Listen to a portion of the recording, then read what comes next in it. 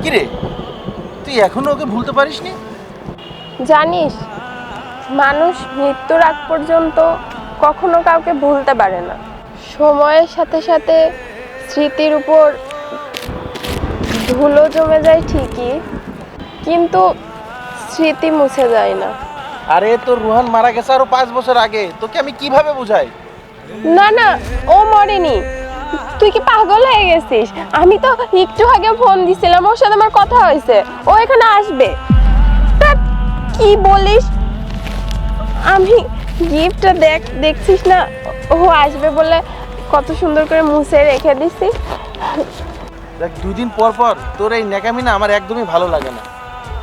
তোর জন্য কষ্টও হয়, আবার রাগও ওঠে। তোকে কতবার বলছি রুহান আর ফিরবে না, ও মারা গেছে। এই, তোকে কিন্তু আমি খুন করে ফেলবো, নারী নির্যাতনের কেস দেব, মামলা দিব। আরে তোর রুহান একটা প্লে বয়, আর একটা মেয়ে নিয়ে শুয়ে থাকে, 2 দিন পর পর গার্লফ্রেন্ড চেঞ্জ করে। তুই কি বুঝিস না এসব? তোকে আর কিভাবে বললে তুই বুঝবি? ম্যাড হয়ে গেছে একটা, ভাল লাগে না, থাক তুই। যা যা, সর।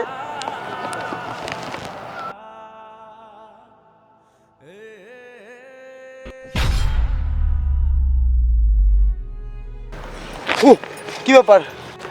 এত লেট করলা যে? আরে রাস্তা একটু জ্যাম ছিল। তোমার গিফট। ওয়াও, আমি তো খেয়ালই করিনি। জোস্ত অনেক সুন্দর হয়েছে।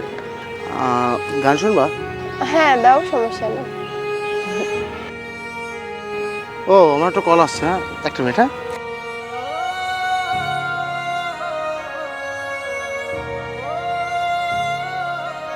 এই দেহে যতদিন প্রাণ আছে আমি রব যে তোমার পাশে। ও ও হ্যাঁ, শেষ। চলো।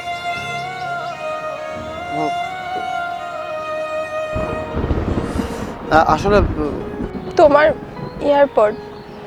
আরে বাবা, ও আমার ফ্রেন্ড ছিল, তেমন কেউ না।